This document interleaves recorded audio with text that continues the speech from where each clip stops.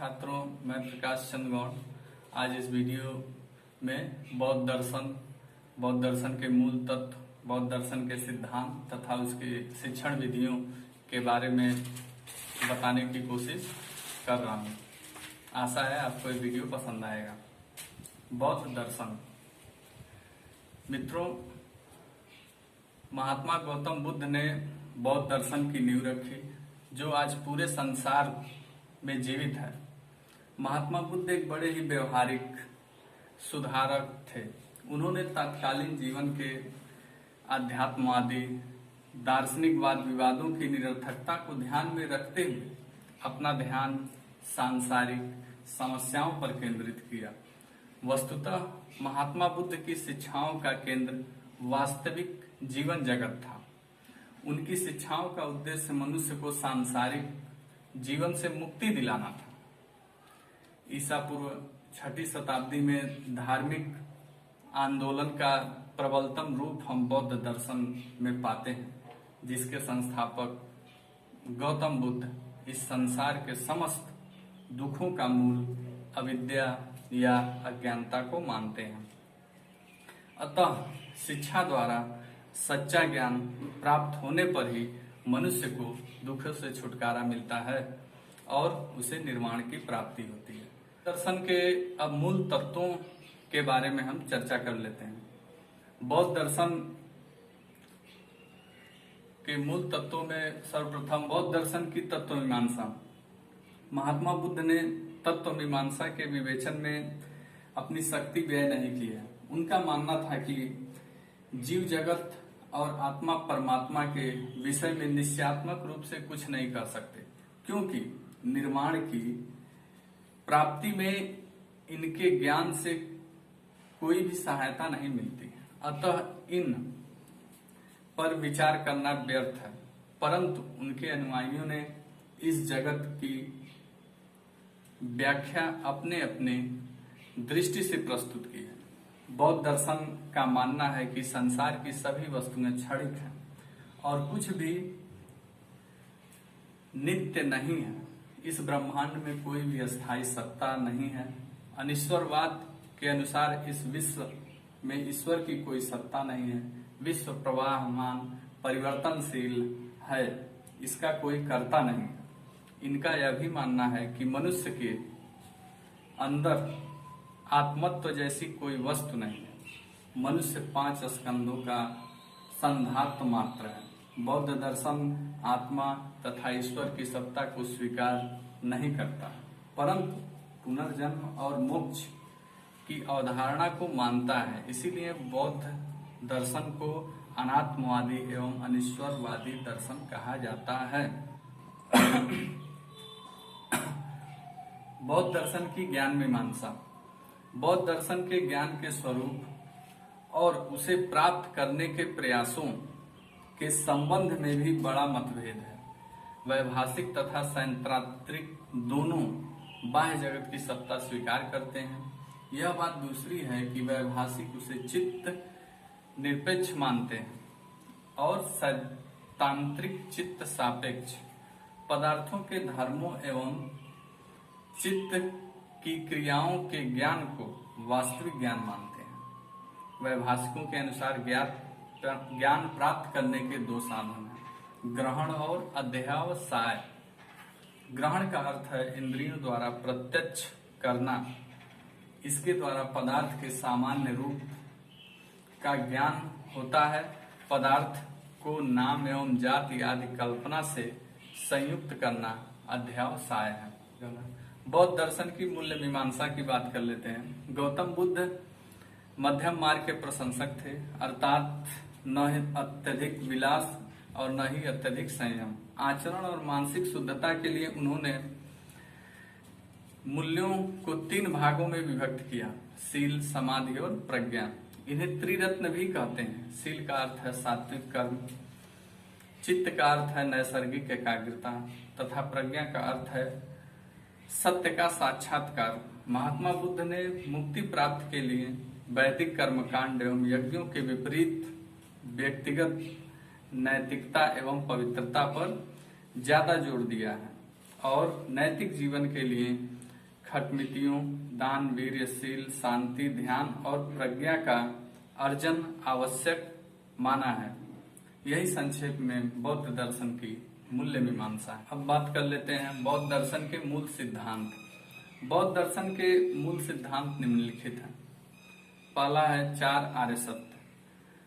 6 वर्ष की कठोर तपस्या के बाद महात्मा बुद्ध ने 4 आर्य सत्यों की खोज की, जिन्हें 4 आर्य सत्य भी कहा जाता है, जो इस प्रकार है। प्रथम है दुख है, दूसरा है दुख समुदय, तीसरा दुख निरोध, चौथा दुख निरोध गामिनी प्रतिपदा। अब चारों के बारे में थोड़ा थोड़ा सा हम लोग जान लेते हैं। दुख है, मनुष्य का संपूर्ण जीवन दुखों से पूर्ण है। यह संसार दुखमय है, सब दुख ही दुख है। बुद्ध का यह भी कहना है कि सुख भी बहुत ही क्षणिक है। वस्तुतः सुख भी दुख ही है। सुख को दुख बुद्ध ने इसलिए माना है, इसलिए कहा है कि वह क्षणिक व नाशवान है, जिसके नष्ट होने पर दुख होता है। व्यक्ति यदि यह सत्य जान लेता है तो वह जीवन से विरक्त होकर दुख से छुटकारा पाने का प्रयास करता है। दूसरा है दुख समुदय।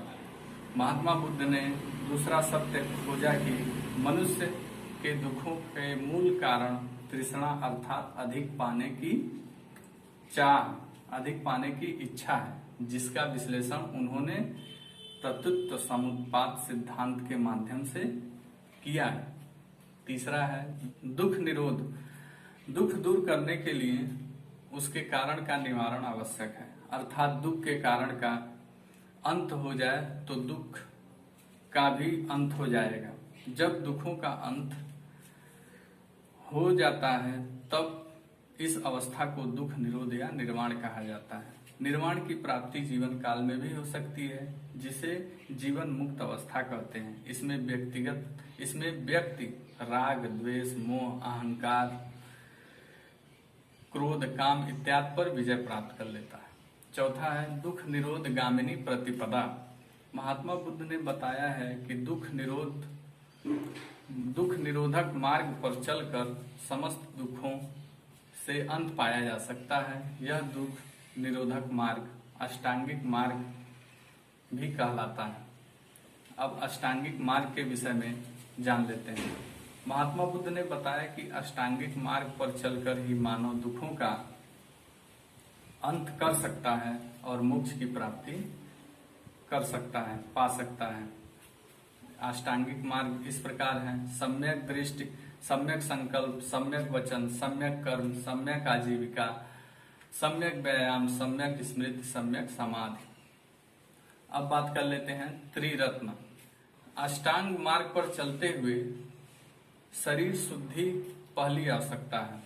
शरीर शुद्धि में बौद्ध दर्शन के अनुसार 3 साधन बताए गए हैं: शील, समाधि तथा प्रज्ञा। इन्हें ही त्रिरत्न कहते हैं। अब बात कर लेते हैं बौद्ध दर्शन के मूल सिद्धांतों में प्रतीत्य समुत्पाद की। प्रतीत्य समुत्पाद ही बौद्ध दर्शन का प्रतीत्य समुत्पाद ही बौद्ध धर्म की आधारशिला है।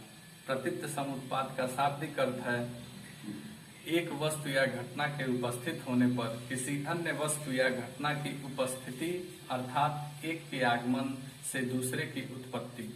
प्रत्येक वस्तु अपने कारण पर आश्रित है।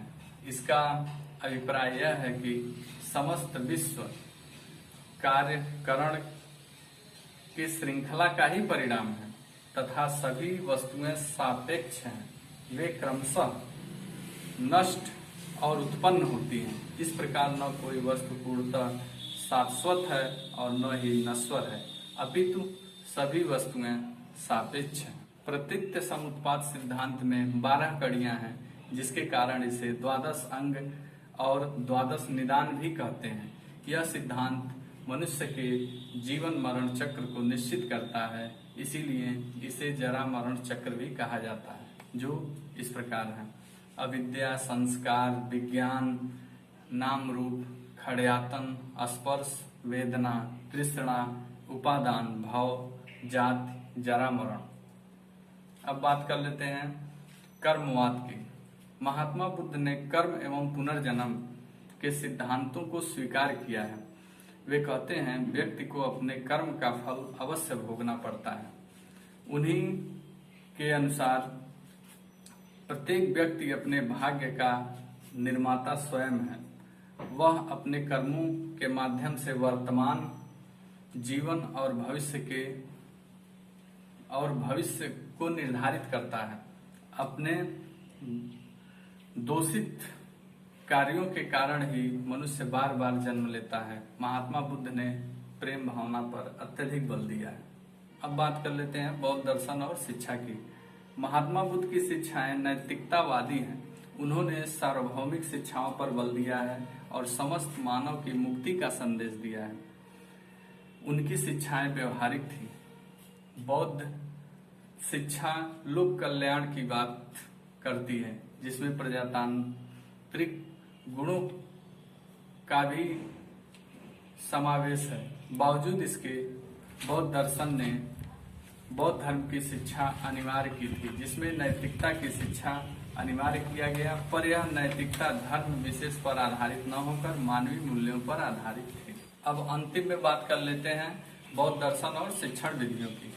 बौद्ध शिक्षण विधियां को हम दो भागों में बांट सकते हैं, व्यक्तिगत शिक्षण की विधियां और सामूहिक शिक्षण की विधियां। व्यक्तिगत शिक्षण की विधियां, इसमें स्वाध्याय, मनन और चिंतन विधियों का उल्लेख मिलता है। सामूहिक शिक्षण विधियों में इसमें व्याख्या और चर्चा, प्रश्नोत्तर की विधियों का उल्लेख मिलता है। इसमें हम इसको आपको पेज के माध्यम से दिखा देते हैं।